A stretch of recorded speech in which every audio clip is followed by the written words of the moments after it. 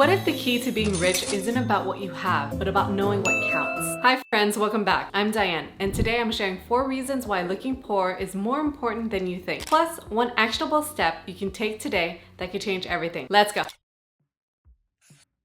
How we think about and use money varies greatly depending on our financial situation, and this has a profound impact on our overall financial health. As Robert Kiyosaki explains in Rich Dad, Poor Dad, those in the lower class often use money just to get by, covering essentials like rent, groceries, and bills. It's all about survival, not building wealth. The middle class, on the other hand, often uses money for comfort and security, spending on things that feel like assets, like homes, cars, and consumer goods. But these can often be liabilities that can accumulate as debt. This can trap them in a cycle of earning and spending without real financial growth. In contrast, the wealthy use money as a tool to acquire assets, stocks, real estate, businesses that generate income and appreciate over time. This shift in mindset from spending money to acquiring income-generating assets is what sets them apart. It's about making money work for you, not the other way around. I came across a graphic that illustrates the types of assets that people own at various stages of net worth, and a clear pattern emerges. Wealthier individuals focus on income-generating assets such as business interests, stocks, and real estate. These assets not only increase their wealth, but also provide ongoing income through dividends, rental earnings, or business profits. In contrast, those with lower net worth often have their primary residence as their biggest asset, followed by depreciating assets like cars, which don't generate income or significantly appreciate. Highlights the importance of investing in assets that hold value and provide return, which is crucial for building lasting wealth. For an example, Chuck Feeney, co-owner of Duty Free Shop. You might have seen duty free shops when you travel internationally. He exemplified the power of focusing on key priorities and living modestly despite his billionaire status. He wore a $10 casino watch, flew economy class until age 75. He famously said, "Flying in the front of the plane doesn't get you there any sooner." Feeney's philosophy of giving back while living led him to donate nearly his entire fortune, inspiring others like Warren Buffett and Bill Gates. Buffett once said, "He is my hero and Bill Gates' hero. He should be everyone's hero." Similarly, Warren Buffett, despite his $100 billion net worth, still lives in the house he bought in 1958 for $31,000. Mark Zuckerberg often wears a simple gray t-shirt and a hoodie, reflecting the idea that true wealth isn't about outward appearances, but about focusing on what truly matters, investing in the future, and making a difference. So instead of spending money to impress others, they invest in themselves, their future, and the people they care about. By staying true to your core values and focusing on your own financial well-being, you can sidestep the pressure to keep up with appearances and make more intentional, impactful choices with your money. Remember, real wealth isn't about showing off. It's about having the freedom and security to live life on your own terms.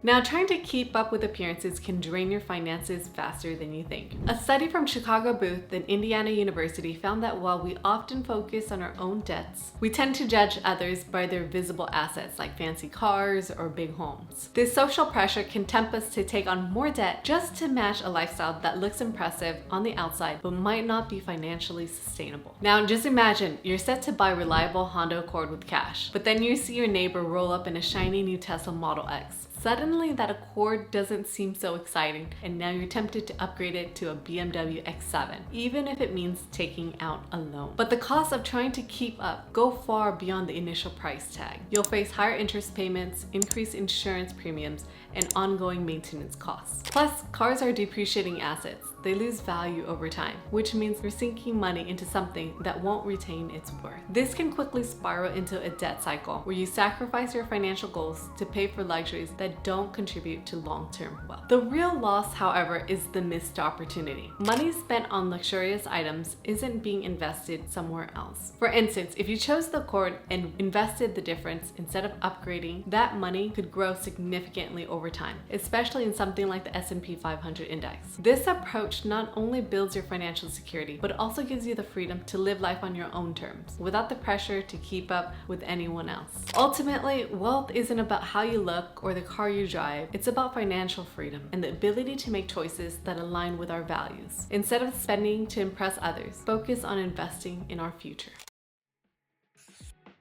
Now, one of the most compelling reasons to live modestly and within our means is that it allows us to retire with far less financial stress. By keeping our expenses low, we don't need as much money to fund our retirement. So according to the 4% rule, which suggests you safely withdraw 4% of your retirement savings each year without running out of money, you can estimate how much you'll save. So for an example, if your lifestyle costs $60,000 a year, you'll need a nest egg of about $1.5 million to sustain that spending. But if your expenses double to $120,000 per year, you'll need $3 million saved to maintain that same lifestyle. By minimizing expenses, you reduce the financial burden, making retirement more attainable without an enormous nest egg. Now, this approach alleviates one of the biggest fears in retirement, running out of money. Living below our means not only helps us manage financial stress, but also enables us to tackle any existing debt. Currently, the average American has over $22,000 in personal debt, excluding mortgages, with a significant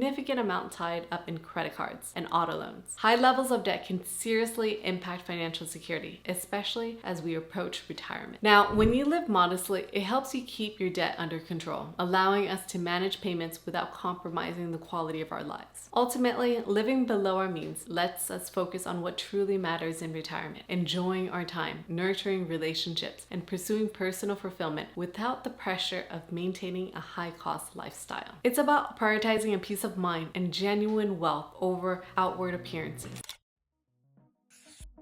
Living authentically and within our means also affects the relationships we attract. According to the wealth-love paradox discussed in the Forbes article, money can buy happiness beyond basic needs if it satisfies higher order needs like security and well-being. However, while wealth can enhance financial security, it doesn't necessarily guarantee meaningful emotional connections or true compatibility in relationships. Now, many affluent people often express struggles in finding genuine relationships and companionship by saying things like this in the article. Balancing my business with a romantic relationship often leaves me wondering if true love is out of reach. Sometimes I feel that my lifestyle isolates me, making it hard to find someone who appreciates my genuine qualities. With frequent travels and events, I'm left pondering if people are drawn to me or the world around me. If we base our self-worth on external validations, material things, or financial status, we risk attracting people who only value us for superficial traits. Authenticity is the foundation of lasting relationships, whether romantic or otherwise, and it extends to how we present ourselves in all areas of life.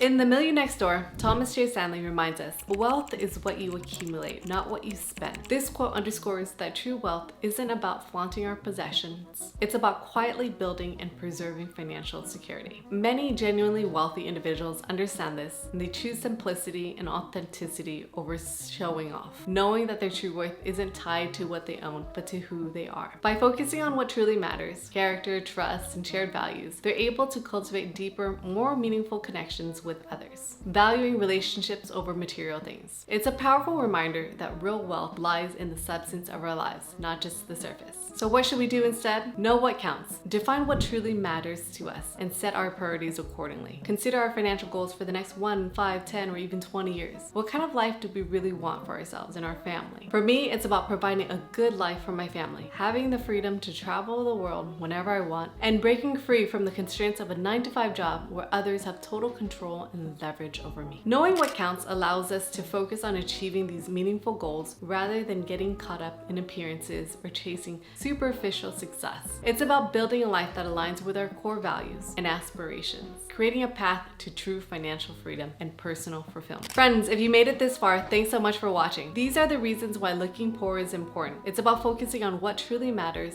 both financially and personally. Let me know your thoughts, or if you have other reasons, in the comments below. Don't forget to like and subscribe, and if you're curious about what the rich don't buy, you can check out my next video over here. See you in the next one.